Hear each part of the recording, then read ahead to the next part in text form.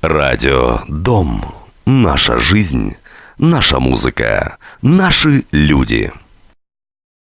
Добрый день, уважаемые радиослушатели. С вами Лилия Тесс на волнах Радио «Дом». Работает Лилин Клаб. И жизнь, и бизнес, и любовь. Сегодня у меня в гостях Игорь Лупинский, финансовый терапевт. Здравствуйте, Игорь. Добрый день. Игорь, мы знаем определение терапевта. Как говорит Википедия, терапевт – это специалист по внутренним болезням. Скажите, а какие болезни лечите вы? Внутренние только финансовые. Почему внутренние? Потому что люди чаще всего не понимают, откуда начинаются их финансовые проблемы. Соответственно, источник этих проблем нужно выкопать откуда-нибудь внутри, из счетов, из ведения дел, из трат и тому подобных вещей. Соответственно, терапевтия здесь на самом месте. То есть, скажем, сначала вы устанавливаете диагноз. Угу. Именно так. Каким образом вы его устанавливаете? Давайте немножечко начнем сначала. Вы помогаете людям конкретно в чем? Я-то знаю, что вы тот человек, который совершенно точно может научить, откуда берутся деньги и куда они деваются. А вот вы, пожалуйста, расшифруйте и расскажите нашим радиослушателям, как вы это делаете. Это какой-то волшебный способ. То есть я соединю в одном вопросе сразу три. Как вы это делаете, ставите диагноз, для кого вы это делаете и чем вы можете помочь? Ну, давайте пойдем по вопросам. Значит, в принципе, вообще ассоциация с врачом, именно с семейным врачом, она очень близка. То есть мы, когда идем по какой-нибудь проблеме, мы обращаемся к специалисту только если мы, ногу сломали, тогда понятно, к ортопеду сразу, да? Или если я знаю, что я уже хронический сердечник, то я могу тоже семейного врача обойти и сразу к кардиологу направиться. В принципе, когда у нас возникает какая-нибудь проблема, мы идем куда? К семейному врачу, который в базе своей в основном терапевты. Как они ставят диагнозы? Первое – это анамнез, что называется, это разговор с клиентом, да, то есть я выясняю, спрашиваю, мы общаемся. Вообще, когда у меня идет не какая-то конкретная консультация на какую-то конкретную тему, а именно работа с семьей по стабилизированию всех их полной финансовой ситуации, у нас первая встреча длится часа 4. То есть это очень подробный, очень полный анамнез по поводу того, как люди вообще занимаются своими финансами, как они подходят к финансовому вопросу и так далее. Извините, Игорь, я вас перебью, а вот такой вопрос. Вы задаете вопросы. Ведь финансы – это вещь достаточно интимная для каждой семьи и, скажем так, где-то даже секретная. Люди охотно отвечают вам на ваши вопросы? Когда люди ко мне уже пришли, отвечают охотно. То есть деваться уже некуда? Нет, не в этом плане. Они отвечают охотно, потому что приход ко мне, в принципе, это уже определенное решение исправлять проблему. И там, нет смысла что-то скрывать. Хотя у меня буквально недавно был случай, когда ребята рассказали мне все, утаив один маленький момент, малюсенький такой, то, что у них вопрос ипотеки, то есть машканты, находится уже адвоката, и, собственно, все, что я им предлагал до этого, стало абсолютно неактуально, и надо к ситуации подходить совсем по-другому, поэтому на будущее тем, кто решат ко мне прийти, ребят, рассказывать надо все. То есть правду говорим священнику, врачу и Игорю Лупинскому, финансовому терапевту. Продолжаем. Теперь точно так же присутствует вопрос анализов. То есть, естественно, не полагаюсь только на то, что говорит мне клиент. Я прошу принести мне все, что связано с деньгами, от распечаток счетов банка до годовых отчетов страховых компаний. В принципе, всех бумажных подтверждений, таким или иным образом влияющих на финансовую ситуацию в семье, и проверяю это все самостоятельно. И третий вопрос, кому я могу, собственно говоря, помочь со всем этим. В принципе, слово «всем» не очень правильно, любой маркетолог скажет, что так нельзя. Но на самом деле практически всем, потому что люди, у которых недостаток денег, соответственно, мы решаем эту проблему. Так, чтобы возникла ситуация, когда денег им достаточно. Люди, у которых переизбыток денег, то есть находятся деньги, которые не работают, а таких тоже немало, кстати, то решается проблема того, чтобы деньги начали приносить доход, и, собственно, доход людей увеличивался, а не находился в стагнации. Из вашей последней речи я уловила такое предложение замечательное. Есть люди, которым достаточно денег. Но ведь мы с вами знаем, что у каждой семьи есть разные, у всех семей есть разные доходы. Помните, у классика, все семьи несчастливы по-разному. У каждой семьи есть разные доходы и разные расходы. Как вы объединяете ваши консультации, исходя из того, что семьи разные, количество детей разные, зарплата разная, да и пожелания разные. Одна семья любит ходить каждую пятницу и обедать в ресторане. кто-то любит ездить каждые выходные за границу. Это ведь все расходы. Умеют ли люди в Израиле, в принципе, соотносить свои доходы с расходами, исходя из вашего опыта? Так, ну тут несколько вопросов сразу. А я люблю задавать сразу несколько вопросов. Отвечайте. Не проблема. Значит, начнем с подходов. В плане стандартного подхода, естественно, не бывает. Все люди разные. Определенную стандартизацию я могу подводить, когда я рассказываю какие-то вещи у себя на курсах. Там я рассказываю основополагающие вещи, основные подходы, которые как бы одинаковы более-менее для всех. Когда я работаю с семьей индивидуально, естественно, все индивидуально. Есть люди, которые выходят каждый день в ресторан, есть люди, которые все свои деньги тратят, я не знаю, на лошадей, есть люди, которые обязаны смотреть ЕС, потому что без этого просто не видят своего существования. Мне на самом деле абсолютно все равно, главное, чтобы это укладывалось в их доходы.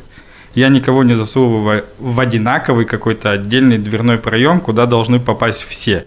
Мне все равно, как происходит, на что люди тратят деньги, если у них на это денег хватает. Эти проблемы мы и решаем. Но ведь люди так устроены, что они думают, что им хватает, а потом в какой-то момент обнаруживают, что на их банковском счету большая-большая прореха, и вот тогда они бегут к вам, чтобы спросить, как же так получилось, вроде бы мы немного тратим. Значит, я хочу понять, вы учите людей тратить деньги или сберегать их? Ну, опять-таки, аналогию сейчас проведу. Люди не думают, что у них есть сахарный диабет, пока анализ не покажет им, что у них есть сахарный диабет. Соответственно, люди могут думать все, что они хотят, пока я по бумагам не увижу, что у них происходит на самом деле, и не покажу им по этим бумагам, что у них происходит на самом деле. Снова, если ситуация хорошая, я скажу, ребята, расслабьтесь. У меня была пара случаев, когда люди зажимали себя по полной программе вплоть до скандала в семье. Пришел я и сказал, расслабьтесь. Ваша задача на этой неделе сходить 2 раза в ресторан. Какой замечательный диагноз поставили, какое замечательное лечение вы даете. Чаще всего, конечно, бывают обратные ситуации. Все-таки не секрет, что по статистике 62% семей в Израиле живут в минус. Поэтому таких вот ироничных и приятных случаев это очень мало. В основном это все грустно на самом деле. И там я показываю, во-первых, сначала, что да, ребята, в кавычках, сахарный диабет есть. А теперь давайте подведем диету и будем, собственно говоря, жить с этим диабетом так, как нужно, пока мы его не изведем окончательно, и не будет все хорошо. А как это называется на вашем финансовом языке? В смысле? В смысле, сахарный диабет есть. Как звучит этот приговор для семьи на языке денег? Отрицательный бюджет. То есть семья может и не понимать, что у них существует такое понятие, как отрицательный бюджет, собственно говоря, и не должны. Для этого есть вы специалист. Теперь, когда лучше все-таки к вам обратиться, по вашему многолетнему опыту? Когда лучше к вам обратиться? Когда семья, то есть может обратиться к вам не только семья, как бы люди индивидуально тоже могут к вам обратиться, правильно? Ведь я знаю, например, немало случаев, когда в Израиле у мужа и жены отдельные счета. Я думаю, что вам это тоже знакомо. Да, конечно. А как же в таком случае они придут как семья к вам на консультацию? Вы должны видеть положение на обоих счетах и поставить правильный диагноз и распределить их расходы в соответствии с этими счетами. А они не готовы показывать вам оба. То есть это не та история, что у них машканта уже у адвоката, а, скажем так, я знаю очень много семей, которые живут, муж вносит свою долю в семейный бюджет, жена вносит свою, а остальные расходы, доходы, они как бы не показывают друг другу. Как в таких случаях происходит? Или это не актуально для такой семьи, ваша консультация? Ну, моя консультация актуальна для любой семьи. Вопрос, что мы рассматриваем. То есть, давайте поговорим так, это чуть-чуть другая область. Значит, финансы требуют, для того, чтобы не было сюрпризов, разводов и неприятных моментов, финансы требуют прозрачности. Даже если, опять-таки, независимо, я работаю когда с семьями, я их спрашиваю, а как вы ведете? Может быть, коммунизм. Коммунизм – это когда все в одной, как бы от каждого по способностям, каждому по потребностям, все кладется на один счет. А деньги берутся из тумбочки. А деньги берутся из той самой тумбочки, да, ну и в том анекдоте, который все, собственно говоря, знают про маму и папу, да. Это первая опция, там требуется прозрачность 100%. Вторая опция, которую вы только что проговорили, когда есть отдельные счета, когда есть совместный счет, на который каждый вкладывает какую-то свою долю, вся семья управляется с совместного счета, а то, что происходит на личных счетах, никого не интересует. Здесь на самом деле есть масса подводных камней, потому что если, допустим, совместный счет пополняется за счет суд наличных, это все равно бумерангом прилетит. Всегда. Если люди не управляют своими какими-то накопительными вещами, не готовятся к будущему, это тоже бумерангом прилетит. Я могу, конечно, поработать и только с совместным счетом, не обращая внимания на то, что происходит на личных счетах, но я в любом случае расскажу о тех опасностях, которые их подстерегают в этой темноте, так называемой. Ну и дальше они сами будут решать, что они хотят с этим делать. То есть, если спотыкаются, чтобы не больно было падать. Подведем итог первой части нашего разговора. Итак, финансовый терапевт Игорь Лупинский помогает всем, кто хочет навести порядок в своих денежных вопросах, узнать, понять, куда тратятся деньги и предвидеть, как их нужно тратить в будущем, чтобы не остаться в той ситуации, когда уже к Игорю Лупинскому надо будет бежать бегом. Есть еще одна сфера вашей деятельности, я не знаю, теперь давайте тоже расскажем всем. Вы проводите курсы. Чему вы обучаете людей, для кого эти курсы, и что может получить человек, выходя с вашего курса? Конкретные знания, конкретные советы, конкретные рецепты. Я даже хочу, чтобы вы ответили мне на этот вопрос, основываясь на таком замечательном изречении древнего римского философа. Сенека сказал: «Деньгами надо управлять, а не служить им». Согласны вы с этим? Ну, смешно, если вы не согласитесь с господином Сенекой. Ну, с Сенекой я, естественно, согласен, но опять-таки не потому, что это Сенека. Я вообще не очень люблю авторитеты, в принципе, ну, не подтвержденные собственным лбом, что называется. А именно потому, что это на самом деле так. Допустим, этот постулат очень хорошо проявляется в общении, нашем с вами общении с банками. Мы когда идем в банки, мы почему-то относимся к ним как к какой-то высшей инстанции, и все, что там сказано, воспринимаем просто как написанное в газете «Правда» когда-то, что по-другому нигде и никак нельзя. У меня сейчас клиенты в последнее время ходят по банкам, начинают их сравнивать, находятся в легком шоке, что это простой элементарный рынок, на котором вести себя надо, как на любом другом рынке.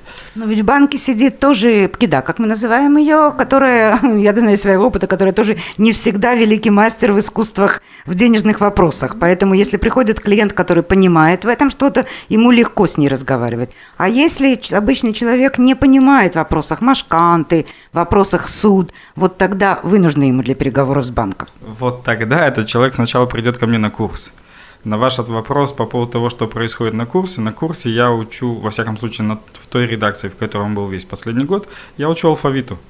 Потому что мы с вами управляемся деньгами, мы с вами занимаемся, принимаем решения на миллионы шекелей, если речь идет об ипотеке или о пенсии, например, не зная элементарных вещей. И когда я с этим столкнулся лично, когда я начал работать с клиентами, я понял, что где-то на 10-15 клиенте я повторяюсь. То есть я говорю элементарно одно и то же, просто потому что, базы нет. Когда я это увидел, я решил, окей, надо начинать как у Жванецкого с консерватории. И поэтому был создан курс, который состоял в свое время из 5 отдельных занятий по 5 отраслям семейных финансов, как то общение с банками, в принципе, ведение каждодневного бюджета, страховки, пенсии, квартирный вопрос и подготовка к будущему. И этот курс прожил уже целый год. У нас было за этот год больше 70 студентов. В этом году он переживает определенную трансформацию, то есть весь тот курс, который разделялся на 5 занятий, будет совмещен в один целый день. Все это можно будет получить в течение дня, и мы подготовили заодно программу и для бизнесменов тоже. Так, секундочку. Что такое семейный бюджет? Это понятно. И к вам может прийти муж и жена вместе обучаться, либо кто-то из них делегировать, так сказать, одного представителя семьи. А что такое финансовый курс для бизнесменов? Финансовый курс для бизнесменов – это курс, который поможет бизнесмену понять, как ему вообще нужно разделить, собственно говоря, собственный бизнес с собственной семьей. Что он должен знать про деньги в бизнесе, куда его деньги в бизнесе утекают точно так же, как они могут утекать в семье, и откуда они могут появляться. Я ни в коем случае не претендую на лавры маркетологов. А бухгалтера, ведь в каждом бизнесе есть бухгалтер, который должен, собственно, и заниматься этим, следить за, что называется, течением денег в бизнесе.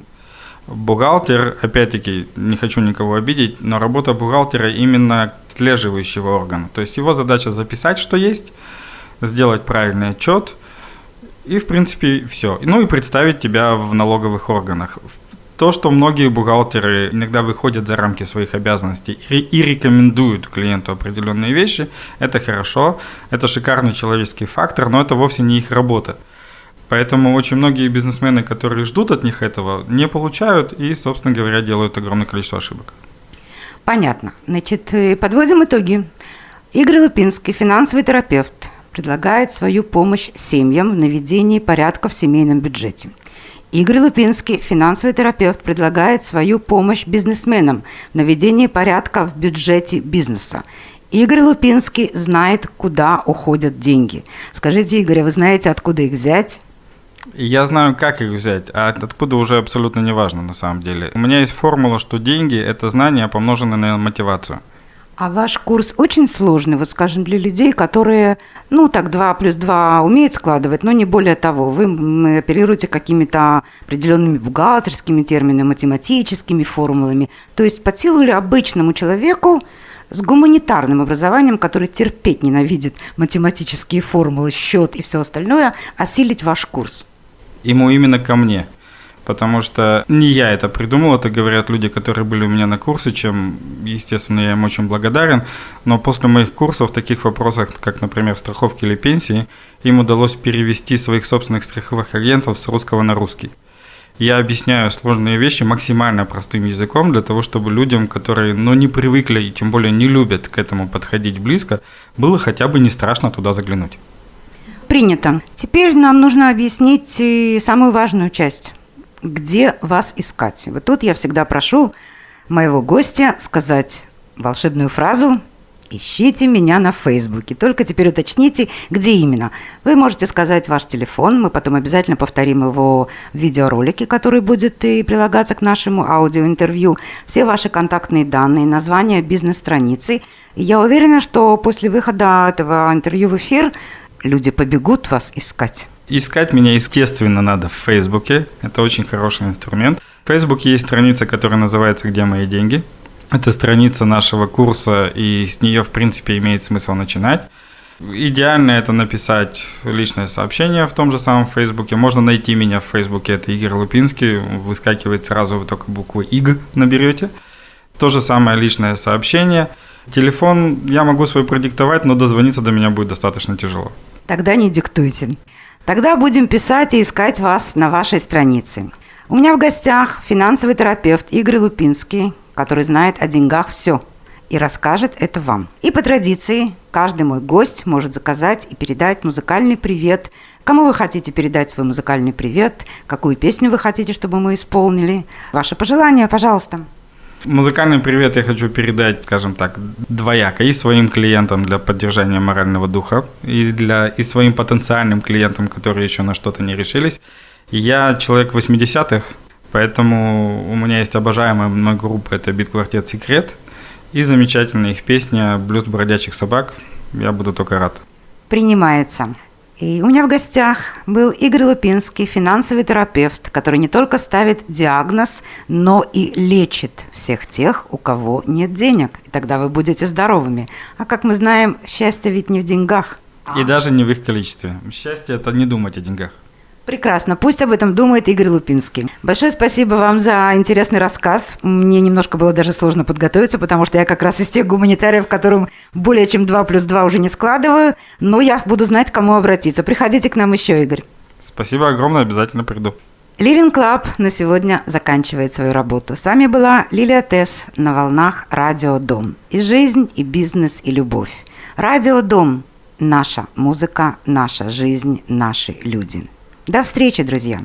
Реклама на Радио Дом. 052 246 75 75.